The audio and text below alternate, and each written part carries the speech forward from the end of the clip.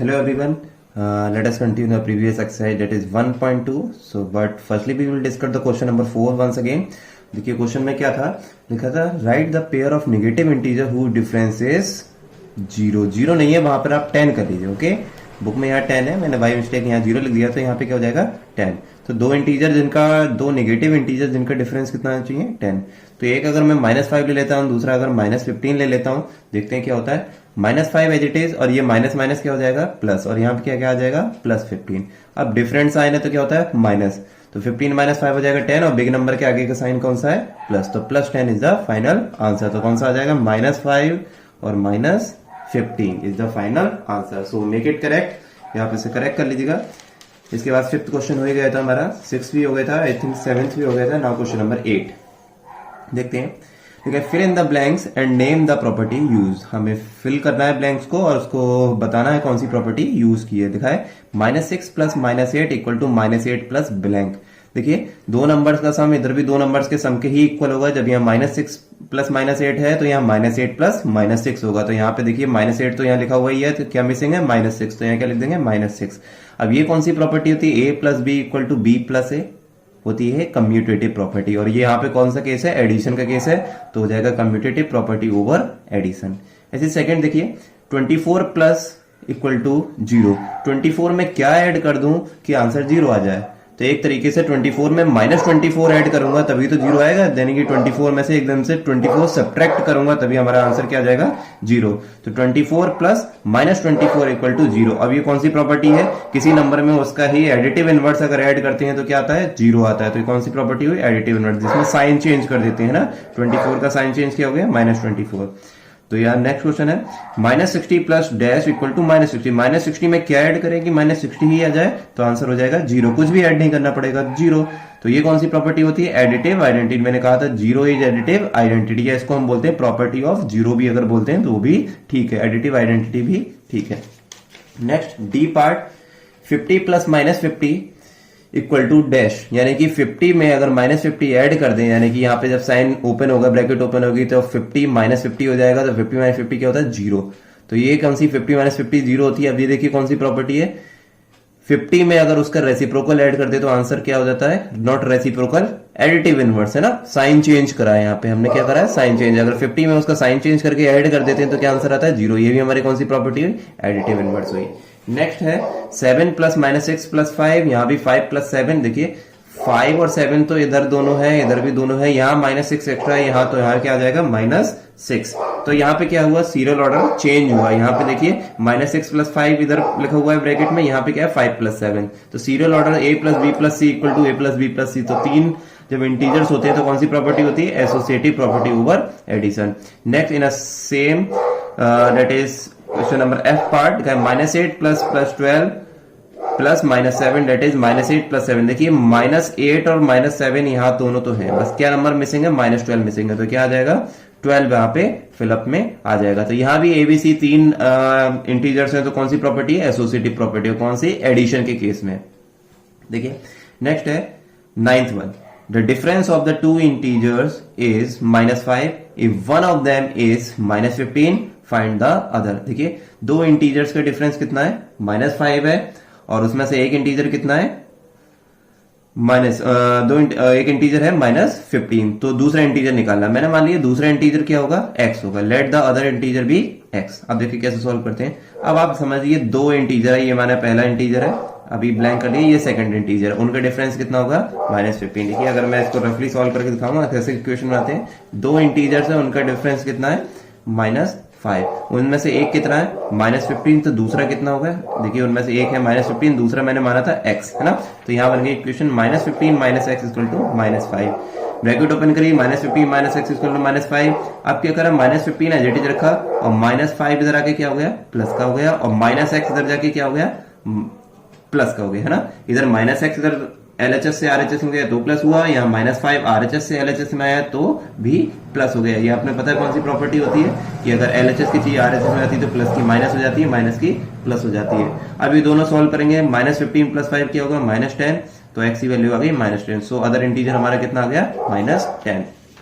Same like question number 10, देखिए question number 10 को मैं रीड करता हूँ। इसका मैं आपको शायद मैंने आपको फोटो क्लिक करके सेंड कर दिया है, बट एक बार फिर से मैं ऐसा सेंड कर दूंगा। क्वेश्चन नंबर 10 है, the kite was flying 50 feet high from ground level, suddenly it loses 20 feet in height due to wind, what is the new position with respect to the ground level. देखिए क्या है, ये kite है वो कितने metre ऊंचे उड़ रही है, 50 मीटर, यानी ग्राउंड लेवल से 50 फीट अबव है ना। सपोज ये आपके ग्राउंड लेवल है तो यहां से कितनी ऊपर है, 50 feet. Due to wind, wind की वजह से उसमें क्या हो रहा है, उसकी हाइट में कमी आ जा रही है। कितनी कमी आ रही है, 20 फीट की कमी आ जा रही है। यानी कि अभी कितना है, 50 फीट ऊपर है, 20 फीट और काइट जो होती है नीचे आ जाती है ना। तो अब ये फ्लोर से यानी कि ग्राउंड लेवल से कितने ऊपर रह गई, 30 फीट ही तो रह गई। देखिए 50 फीट अब उड़ रही थी कोई भी काइट, और ड्यू टू हैवी विंड क्या हो गया, 20 फीट नीचे आ गई। तो कितने फीट रह गई, 30 फीट ऊपर रह गई। तो इसे कैसे सॉल्व करेंगे, लिखा है height of kite from ground level is 50 feet, reduction in height कितनी है, 20 फीट। तो new position of kite from ground level, तो जमीन से कितनी ऊंची रह गई भाई, 50 फीट थी, 20 फीट नीचे आ गई मतलब कम हो गई। तो कितने फीट रह गई, 30 फीट ऊंची रह गई। देखिए नेक्स्ट क्वेश्चन है, इसे थोड़ा ध्यान से समझेंगे। लिखा है monkey is climbing an oily pipe, the monkey slips down 2 metre for every 5 meters it climbs, if the height of pipe is 25 metre, how many jumps monkey need to reach the top of the pipe. देखिए इसको समझते हैं क्या कहा है। देखिए एक पोल है, एक ऑयली पोल है, इस पे जो कि है 25 मीटर हाई, ये सपोजली एक पोल है, ये 25 मीटर हाई है। अब मंकी क्या कर रहा है, इस पे क्लाइम कर रहा है, बट क्या कहा है, ये ऑयली पाइप है, ऑयली पोल है, इसकी वजह से मंकी स्लिप हो रहा है। क्या मतलब, सपोज मंकी 0 ग्राउंड लेवल से यहां से उसने इस पे क्लाइम करना स्टार्ट किया, तो कह रहे हैं कि अगर मंकी 5 मीटर की जंप लगाता है तो क्या होता है, वो 2 मीटर फिसल जाता है। यानी कि 5 मीटर की जंप लगाई, यहां पहुंचा, यहां पहुंचने के बाद फिर वो वापस 2 मीटर नीचे आ गया। तो इसका मतलब आपने क्या समझा कि 5 मीटर की जंप लगाने का मतलब है 3 मीटर की जंप, यानी लगाई 5 मीटर की थी बट 2 मीटर वो नीचे स्लिप हो गया। तो कितने मीटर की जंप लगाई उसने, 3 मीटर की।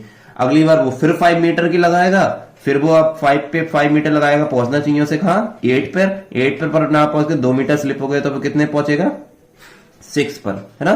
यानी कि 2 जंप में कितना पहुंच गया, 6 पर। यानी कि चल रहा था, एक जंप में क्लाइम करता 5, बट 2 मीटर स्लिप कर गया तो 3 चल पाया।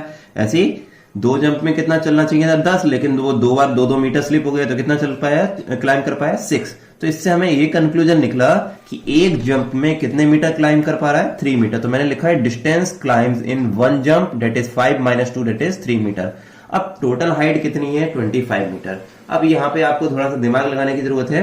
देखिए 3 मीटर एक जंप में क्लाइम कर रहा है और टोटल जंप हाइट है 25 मीटर। तो कितने जंप करनी पड़ेंगी, 8 टाइम। देखिए 3 8 जा 24 हुआ, है ना। तो 24 मीटर कितनी जंप में कवर कर लिया, 8 जंप में। 8 जंप में वो 24 मीटर क्लाइम कर जाएगा। अब अगले उसे 1 मीटर, देखिए 8 3 24 था कितना, 25, यानी अभी 1 मीटर और है, अभी पाइप उसे 1 मीटर और क्लाइम करना है। तो उसमें 1 मीटर को उसे कवर करने के लिए 1 जंप और लगानी पड़ेगी। हाँ ये बात ठीक है, 3 मीटर की जंप नहीं लगा पाएगा, 5 मीटर की जंप नहीं लगा पाएगा, उसे 24 मीटर तो क्लाइम कर गया। तो लास्ट जंप उसकी कितने मीटर की होगी, केवल 1 मीटर की, लेकिन वो जंप तो होगी। तो 8 जंप तो वो 24 मीटर क्लाइम करने के लिए लगाएगा और लास्ट जंप वो 1 मीटर क्लाइम करने के लिए लगाएगा। तो टोटल जंप कितनी हो गई, 8 जंप जो 3 मीटर वाली है और 1 जंप जो 1 मीटर की है। तो 8 और 1 9 जंप। तो टोटल कितना हो जाएगा, 9 जंप में उसे 25 मीटर जो पोल है वो क्लाइम कर पाएगा। आई होप कि आपको समझ में आ गया होगा। Next that is last question है, Bunty goes 500 kilometre from Delhi towards east direction, Babli goes 200 kilometre from Delhi towards west direction, what is the distance Babli has to cover to reach Bunty. देखिए इसमें करेक्शन है, क्वेश्चन में करेक्शन है, लिखा है Bunty goes 500 kilometre from Delhi towards east direction, ये बिल्कुल ठीक है। आगे है Babli goes 200 kilometre for Delhi, नहीं है फ्रॉम दिल्ली है ना, फॉर दिल्ली नहीं है, यहाँ क्या है, फ्रॉम है, दोनों जगह फ्रॉम है। देखिए क्या है, सपोज है कि यहाँ पे दिल्ली है, दिल्ली से बंटी और बबली दोनों ने चलना स्टार्ट किया। बंटी कितना चलता है ईस्ट डायरेक्शन में, और कितने किलोमीटर चलता है, 5। जब देखिए ईस्ट वेस्ट नॉर्थ साउथ मैंने पहले ही बता रखी है। तो अगर दिल्ली यहाँ है तो ईस्ट कहाँ है, राइट हैंड साइड में, कितने किलोमीटर, 500 किलोमीटर। तो बंटी कहाँ पहुंच गया, ईस्ट डायरेक्शन में 500 किलोमीटर। ऐसी दिल्ली से बबली चला, वो कितना चला, वो वेस्ट चला कितने किलोमीटर, 200 किलोमीटर। तो अब पूछा है दोनों के बीच की डिस्टेंस कितनी है, तो भाई ये बबली यहां पर है, ये बंटी यहां है, 500 किलोमीटर यहाँ पे हुई, 500 किलोमीटर, और 200 किलोमीटर यहाँ हुई, तो 500 200 टोटल कितना हो गया, 700 किलोमीटर। सिंपल, क्योंकि डायरेक्शन निगेटिव में पॉजिटिव में कोई मतलब ही नहीं होता है, तो है ना, तो हमें क्या हो गया, direct 700 kilometre is the final answer. देखिए आपको इसके मैंने कुछ वो भी दिए थे, आपको ट्रू फॉल्स दिए थे, तो ट्रू फॉल्स के आंसर्स में आपको एक बार देख लेते हैं कौन कौन से हैं true false.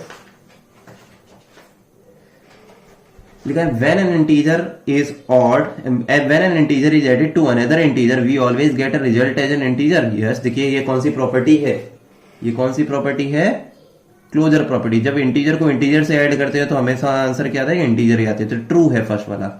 When an integer is subtracted, देखिए अगर मैं इसको लिखता भी चलूं तो आपका आंसर्स आपको क्लियर होते रहेंगे। देखिए फर्स्ट का ए पार्ट हो गया हमारा ट्रू, ठीक है। आगे लिखा है when an integer is subtracted from another integer the result is not always an integer। जब एक इंटीजर को इंटीजर से सब्ट्रैक्ट करते हैं तो इंटीजर नहीं आता है, तो ये आंसर फॉल्स। देखिए इंटीजर को इंटीजर से ऐड करें या सब्ट्रैक्ट करें, हमेशा आंसर क्या होता है, एक इंटीजर ही होता है। हमने क्या करा, क्लोजर प्रॉपर्टी में पढ़ा था, फॉल्स हो गया तो बी पार्ट। थर्ड है order does not matter in addition of integer the result remains the same. जब एडिशन करते हैं तो उसमें ऑर्डर मैटर नहीं करता, रिजल्ट हमेशा सेम होता है। Yes, A plus B equal to B plus A, ये बिल्कुल सही है, तो ये हमारा क्या हो गया, ट्रू, ठीक है।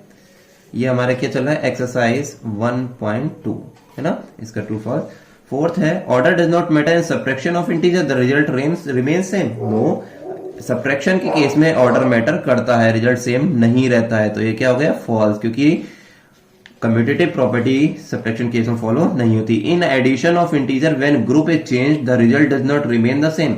जब एडिशन के केस में ग्रुप चेंज कर देते थे, 3 आपको याद आ रहा होगा, यहां से कौन सी प्रॉपर्टी की बात कर रहा हूं, एसोसिएटिव प्रॉपर्टी, जहां 3 नंबर होते थे, तो क्या एडिशन के केस में आंसर सेम नहीं आता था, गलत, आंसर सेम आता था, क्योंकि ये प्रॉपर्टी फॉलो होती है। एडिशन के केस में एसोसिएटिव प्रॉपर्टी फॉलो होती है, तो इसमें लिखा है डज नॉट रिमेन सेम, तो यहां पर हो जाएगा फॉल्स।